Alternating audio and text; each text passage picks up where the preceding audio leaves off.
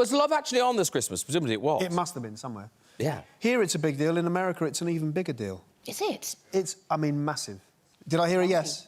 Yeah, right. No, it's very popular here, but in America, it's like a serious business. I've been asked in America if I've ever done anything else.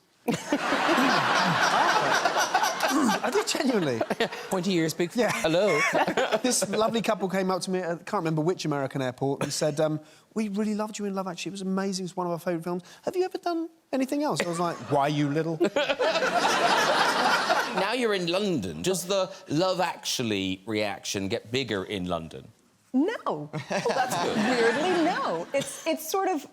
Love Actually is so much bigger than I ever thought it would ever be, or any of us did, that it's sort of a universal sort of connection that people have with that movie. Well, it's turned into a kind of an annual Christmas movie. People watch Love Actually at Christmas, don't they? Yeah. But people feel sorry for you. They feel very sorry for me, but they shouldn't. They shouldn't, because I really believe I got the best kiss in that movie. Hands down. Hands down, I got the best kiss. Sorry. Who's that with Hugh Grant? Rodrigo Santoro. Oh, yeah? Yeah, I mean, come on. Whooping.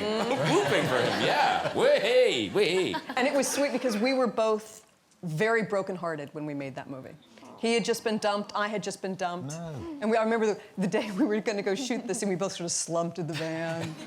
And he was like, "Loud, my heart is broken." I was like, "So is mine." And we went, and I turned to him, I was like, well, all day long we get to make each other feel better. And I think there is a sweetness to the scene because of that. We were both very sad. Sweet. We must all watch it again now. Now, we mentioned the two of you working together, you and Emma. Obviously, brother and sister in Love Actually, which you forget that you're the brother and sister in that movie. And then lovers in Sense and Sensibility. Beautiful. Of course,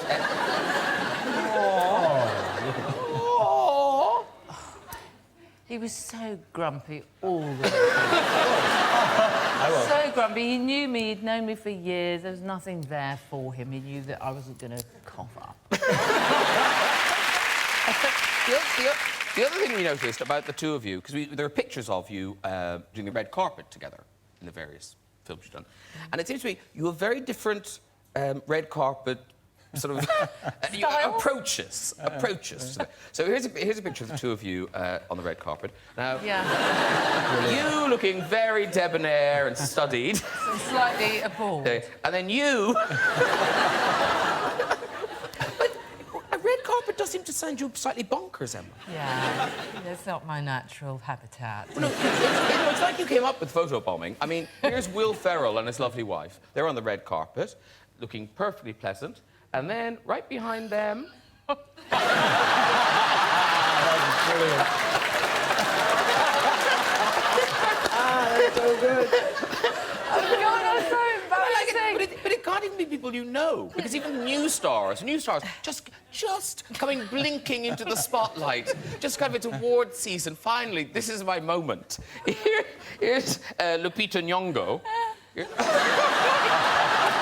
That seems mean. It's her first red carpet and you're doing it. She's done 18 red carpets by the time we were on that one. She was relieved, believe me. You'd do anything for a laugh by then. Nina, you had the thrill of being one of the biggest Christmas movies of all time. Love Actually, playing Hugh Grant's... he was private secretary. Yeah. There he was. That's evil, isn't it? Can I just say, annoyingly untouched by time? Hugh Grant looks like a schoolboy. You look exactly the same. That's just because I haven't changed my hair in, I don't know, 30 years or something. Yeah, that's his mistake. But you didn't get how big this film kind of remains. No, I had no idea. Maybe I just don't watch telly at Christmas, but I had no idea it was shown every year. Because I don't get a check every year, let's be honest. That would have reminded you. That would have helped, yeah. But presumably people come up to you about it. Oh, yeah, and I've realised recently I was filming Killing Eve, I think it was, and there was a youngish man. I thought he was just sort of, my age, but clearly not. And we'd been filming for quite a while, and then we were sat sort of somewhere, something like this, and he was sort of looking at me and going, can I just say that it's just really weird sitting next to you because you're in my house every Christmas and I've grown up with you on grown up with on screen on Christmas Day. And even if they didn't put the sound up, it's on. It's just on. I'm in his living room and have been since he can, ever since he can remember, which is worrying. Yeah, tonight, there's time for a story or two in the red chair. So, who's up first? Who's up first? Oh! Oh, hello. You're not going to speak? Oh. Is this like one of those things? OK, OK, off you go, off you go. Oh.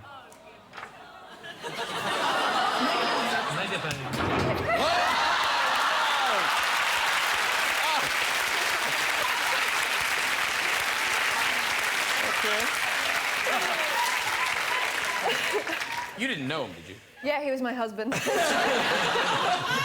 bad if it was. We all want to know what was on those cards now. Oh, all I know is, in French, do you have the word tosseur? No, I guess the point with Love Actually was it was not meant to be sexy. It was meant to be kind of innocent and so it wasn't that.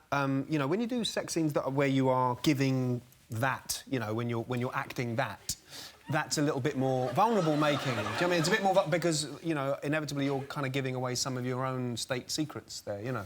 Whereas I wasn't, you know, whereas in Love Actually, it was dialogue. Do you know what I mean? It was like the funny bit about it was that it was two very ordinary people.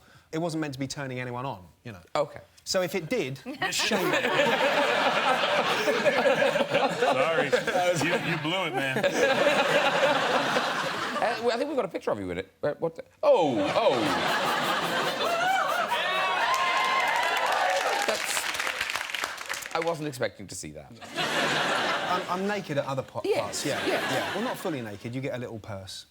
You do, though, don't you? You get a little purse and... change purse, yeah. Yeah, and it's more humiliating. Sorry. Oh, is that what you call it?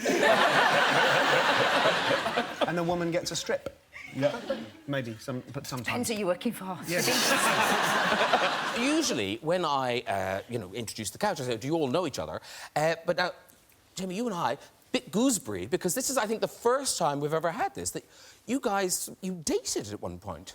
Yeah. Helen and I? Yes. Oh, yes, darling. Yes. We didn't date, we lived together. We lived together, wow. Yeah. 4 years. We were a serious item for a while, yeah. But I remember Kieran Hines and myself, we did this film Excalibur together. Yeah. 1980. Our first movie for all of us, really, That was wasn't it, really. We were so green and ignorant about filmmaking. But I remember being out of the set, this was Ardmore Studios. Oh, yeah. Dublin. And Helen had a break. She was filming, but she was in costume. And we were there just visiting. We hadn't started work yet. And the first AD or the second AD said, would you like to meet Helen Mirren? I said, yeah, I'd love to. So she walked from like 100 yards away, dressed as Morgana Le Fay. And Kieran's my oldest friend, and we both went, fuck. So I was smitten. I think Kieran was smitten too. I was certainly smitten. I never knew that. You've never told me that before. That's amazing. Oh!